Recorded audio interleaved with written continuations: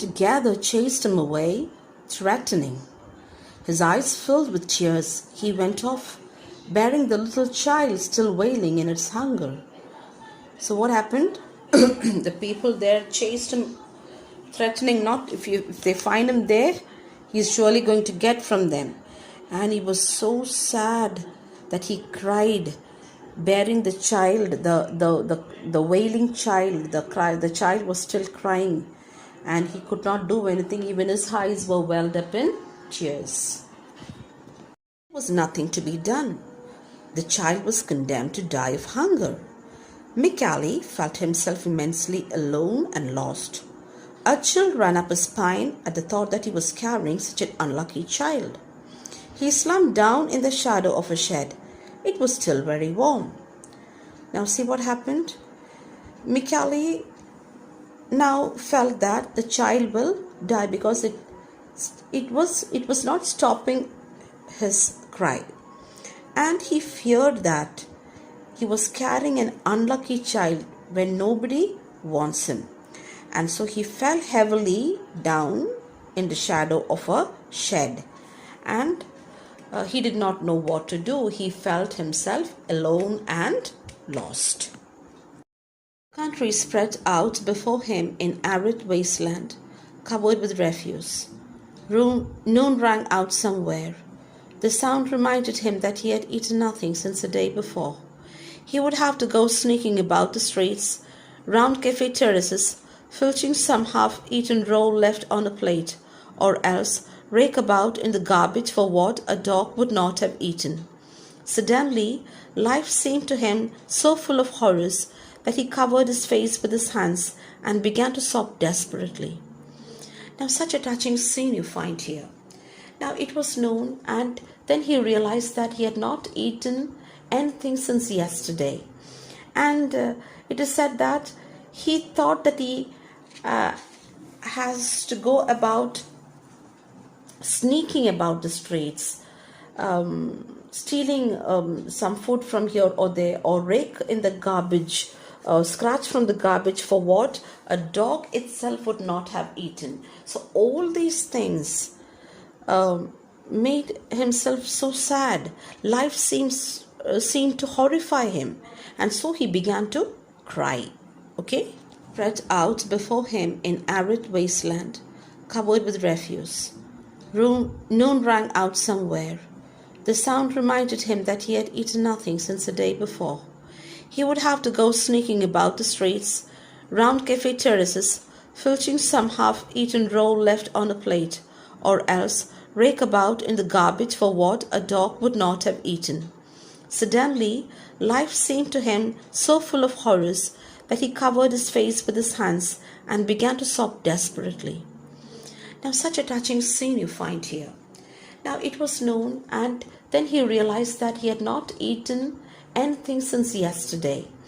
And it is said that he thought that he has to go about sneaking about the streets, stealing some food from here or there, or rake in the garbage, scratch from the garbage for what a dog itself would not have eaten. So all these things made himself so sad. Life seemed to horrify him, and so he began to cry. Okay? When he raised his head, a man stood before him, gazing down upon him. Mikhali recognized the Chinaman, who often came to the camp to sell paper, knickknacks, and charms, which no one ever bought from him anyway. Often they mocked him because of his color and his squint eyes. Now, while he was sitting and sobbing, was crying desperately, he saw somebody before him, and he recognized it was a Chinaman.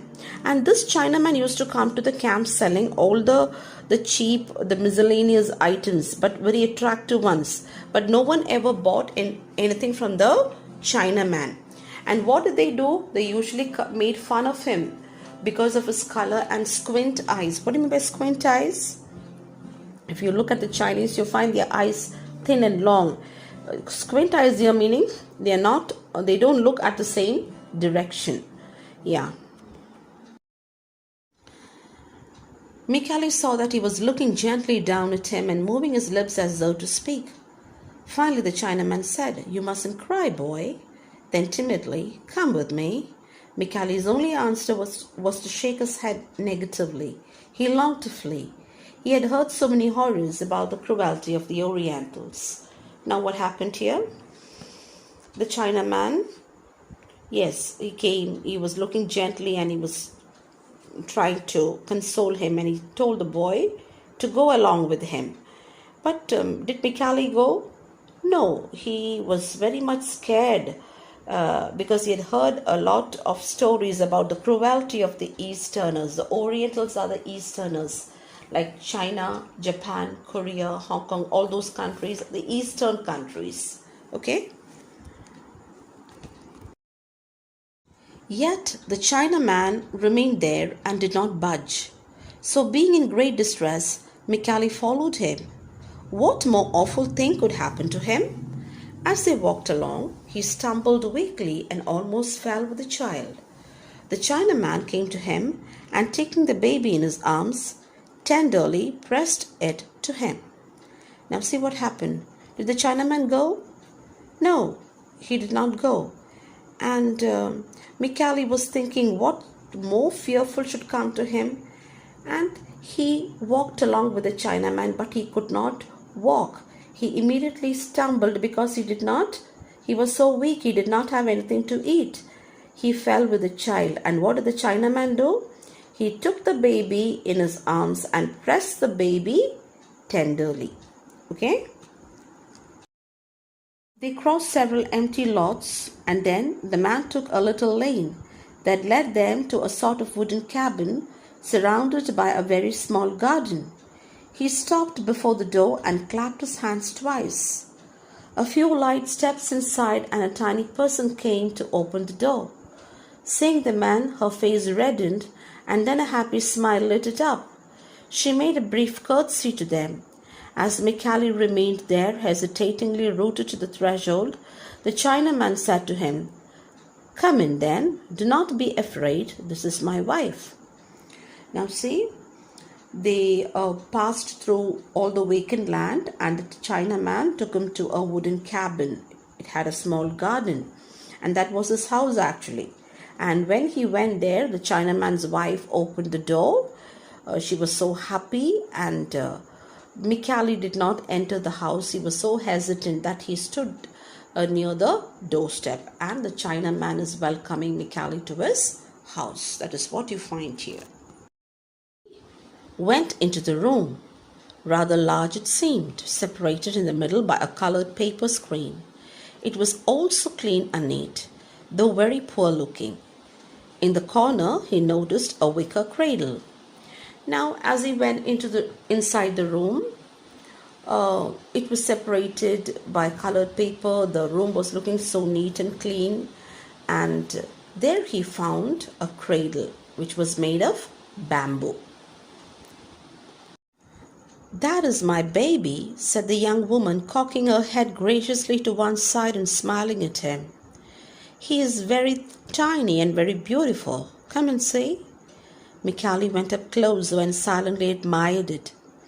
A chubby baby, but lately out of the darkness of the maternal body, slept peacefully, covered with a golden brocade cloth like a little king. Now see, she was so happy and she was so smiling at him, and see, come and see my baby. And when Mikhali looked at the baby, it was a very chubby baby, tiny, very beautiful, tiny, and it was sleeping so peacefully in the gold brocaded cloth and like a king. Okay? Then the husband called his wife over. He told her to sit on a straw mat. Without a word, he sat down on her lap, the little famished one, bowing deeply before her. The woman leaned over with astonishment and drew back the covering in which the child was wrapped. It appeared to her in all its skeletonic horror. She gave a cry of immense pity, then pressed the babe to her heart, giving it the breast. Then, with a gesture of modesty, she brought forward a flap of her robe over the milk-swollen breast and the poor gluttonous infant suckling there. Just a beautiful picture you get. What did the Chinaman do? The Chinaman is telling his wife to sit on a straw mat, and then he kept the hungry baby, the famished baby, onto her lap. And when she looked at the baby, she just gave a cry, and that cry was not of horror, it was of immense pity. And then she brought a cloth over the milk swollen breast, and the gluttonous infant, the hungry infant, started sucking her breast. She was giving the baby the breast milk. You get me? So here the China man's wife is portrayed as an ideal mother, symbolizing maternal love and affection. So motherhood is quite distinct from mere motherhood. You get the idea? How did the Chinaman help Mikhali? The Chinaman took Mikhali to his house, asked his wife to breastfeed the baby. When she saw the baby, she too cried, but not in horror, but out of pity. She held it close to her heart and fed. Here, the China woman becomes the true symbol of maternal affection, maternal love and sympathy.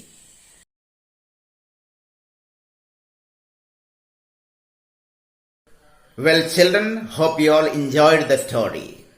As the story Maternity by Lilika Nakos ends, Mikhali, a boy of your age with dedication, determination and sibling love inspires us. Further, the Chinaman's wife becomes the true example of maternity, the undeniable universal phenomenon. As the famous English poet Francis Thompson sang, "Nothing begins and nothing ends that is not paid with a moan, for we are born in others' pain and perish in our own." Thank you. Have a good time ahead.